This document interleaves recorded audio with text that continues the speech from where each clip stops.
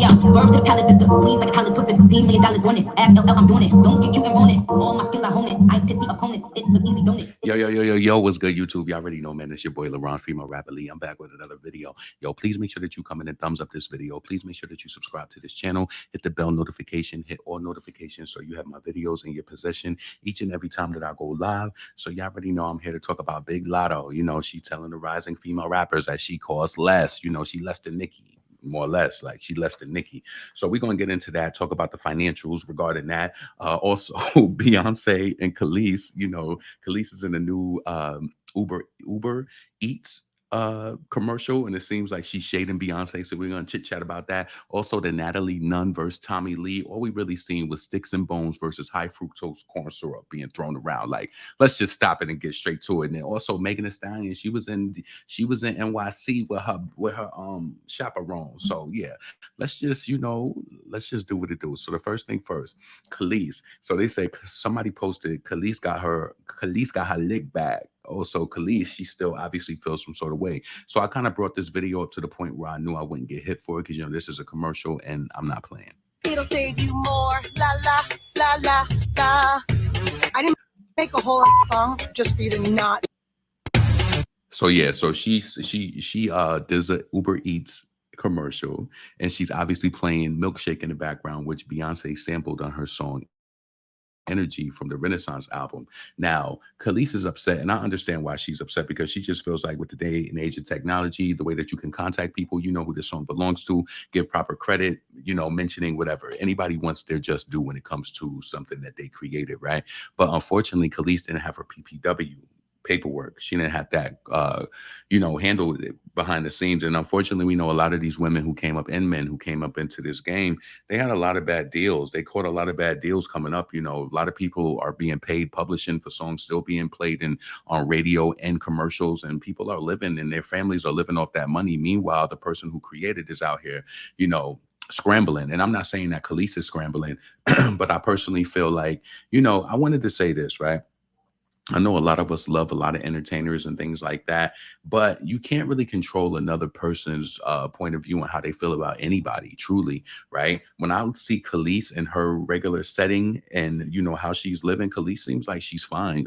I'm pretty sure she's invested the money she does make into things that make her more money. So she seems like she's she's fine in life where she's at. I don't feel like, do you feel like that, you know, when she came at Beyonce, it was malicious? Do you feel like she had malicious intent?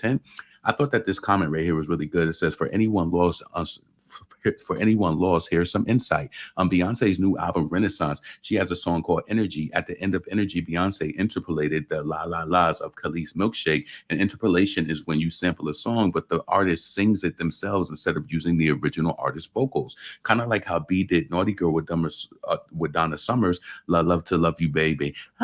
I ain't even gonna play with y'all. I ain't even gonna do it. So B went right away with the legally crediting the song to the legal owners, but Kelis doesn't own the record. See, her PPW, that PPW wasn't right? So Kelis was upset with B for not notifying her personally. So B removed the la la la's at the end of Energy. You can still hear it if you bought the physical CD though. So fast forward to now, it's assumed that Kelis is throwing shade by wearing the same red jacket. So y'all peep that? Hold on a second. See the jacket she got on? She trolling. So she's trolling.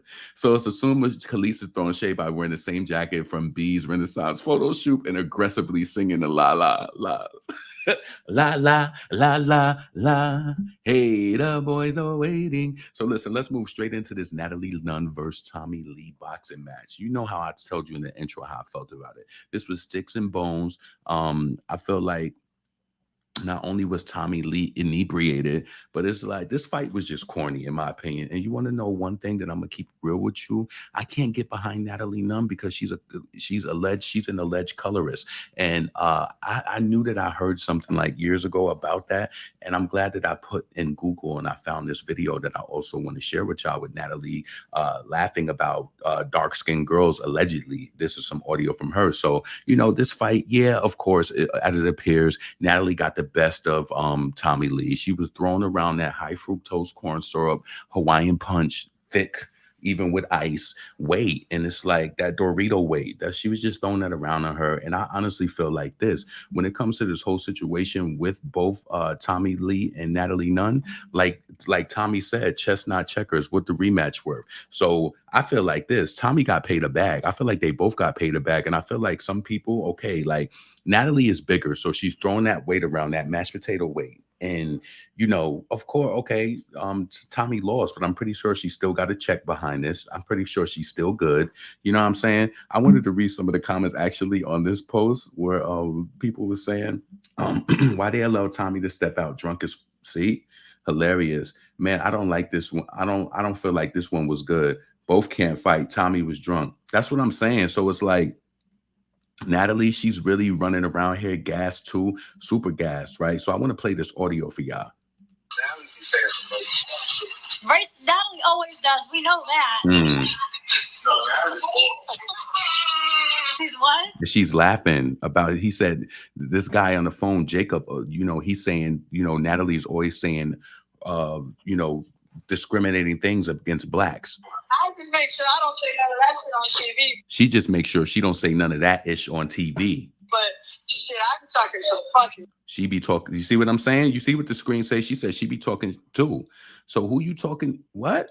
Shit too. Wow. Dark skin girl. Shut up. Shut up. What you saying behind the scenes? And we ain't really understand how it seems. And this is why I can't support her in front of the scenes, because if you say anything, come on, that's just foul to me. And this is why I could never get behind Natalie Nunn. So yeah, Natalie Nunn may have been victorious in this match against Tommy Lee, but I don't really care. It's like you threw the high fructose corn syrup and the mashed potato weight around, and the girl's, she's clearly inebriated. And if she didn't take it serious, because she got that bag, she don't care. I'm pretty sure. See, Tommy, I feel like a lot of people are happy that Tommy things didn't go her way because she popped big-ish. But I mean, it is what it is. Like, you know what I'm saying? It just is what it is. But I can't stand behind Natalie Nunn at all because she's a colorist, in my opinion, colorist. So listen, Megan Thee Stallion, she was out with Desiree Perez in New York City. So why Megan look sad? Like, why she not in her mood? Like, why Shorty not in her mood? She probably came out of a meeting. That money ain't looking right. They probably, rumors of being dropped. But I've wished the best for Megan. But why she don't look happy? But pictures, Jadakiss said a picture is worth 1,000 words in this rap. I can't remember the name of the song or the freestyle. But yo, she don't seem happy. And then this woman right here seems like she doesn't want them in the area. You should be used to this, Desi. She should be used to that. Let's see this other picture from Megan. She just don't look happy. She ain't in her mood at all. Like, Shorty not in her mood. Like, she need to get her mood. Get her mood. So listen, let's move on to Latto. So Latto says she doesn't charge rising female rappers for features. I'm a girl's girl, whatever that's supposed to mean. Latto, stop playing these reindeer games. Christmas been gone. New Year's gone too. Like, these girls, you know what it is? That's supposed to speak. I want to tell you, this is why Latto is a Karen. This is why she's a Karen and why Nicki called her out, right? Because Latto saying she's a girl's girl, she's implying that if Nicki is charging somebody that she's not a girl's girl. But we all remember when Nicki had that little situation that she didn't even respond to with Trina? Remember when she had that situation with Trina, and Trina said that she got all these people on her album that didn't charge them. And then Trina had an issue because Nicki didn't shoot the video. But it's like Nicki Minaj feature is a huge stamp. Trina had other songs on her album with different female rappers that she made singles, and she wanted Nicki to shoot the video all late. She already did the song for free. It's like these people are so ungrateful. And no, Latto. And also, let me comment on this why I say that's the Trina situation. Remember when Nicki Minaj said that she was collaborating when Latto was asking her to collaborate, when Nicki wasn't like giving her what she wanted? Latto started to name drop white men in the industry to try to make Nicki. Imagine you being the one behind your skill and somebody trying to mention names to be like, you better do X. That's why Nicki was turned off. And she knew that she was a group chat chick. She's a group chat chick. Group chat chick. So listen, so during the sit-down interview with Billboard, Latto reflected on her ride to the top as well as how she strives to help out other upcoming female rappers. The Atlanta-bred artist, she's from Ohio, started off reflecting on her musical beginnings as an adolescent. She eventually dropped her 2020 breakout hit, B Word from the South. Once she began to gain widespread attention, Latto notes that she received tons of love and support from noteworthy acts like Trina, City Girls, Lizzo, SZA, Queen Latifah, and Remy Ma. So all of these people that you mentioned that helped you, why are you really not like Latto? I don't know if anybody knows or not, but you're using Payola with this new song. There is no interest there. Y'all's trying to force this record because it's a Caucasoid record, and you just feel like, you're gonna get that shine because none of your urban records stick because we don't take you serious. So regarding the support she's received from her contemporaries, Latto coolly noted, "Real recognize real. I know that's right." While on the subject, Latto also notes that because she received so much love from fellow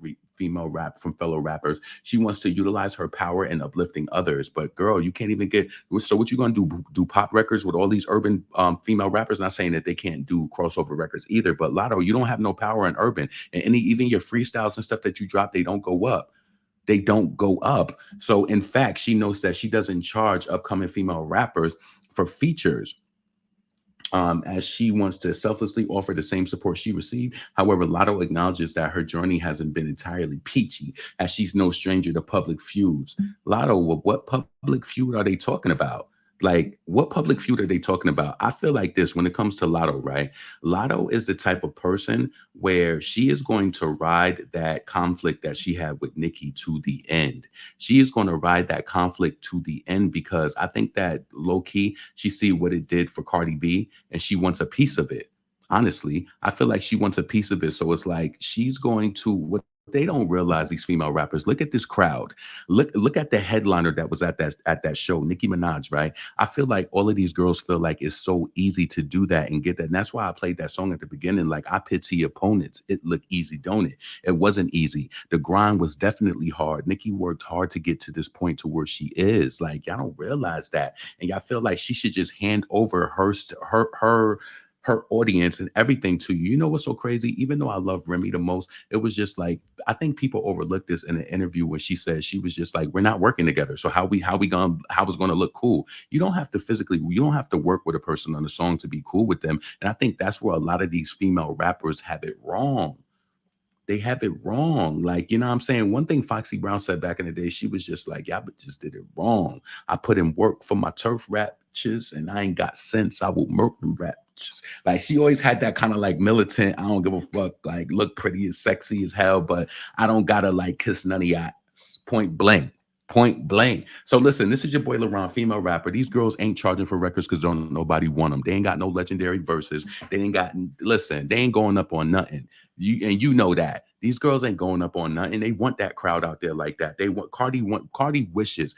Listen, you know what's so crazy? No, I'm gonna talk about that in another video. So anyway, this is your boy LaRon, female rap elite. Subscribe if you made it this far in the video. Let me know what you thought about anything that we touched on. Beyonce, Kelis, Natalie Nunn, and Tommie Lee, the high fructose corn syrup versus the inebriated sticks and bones.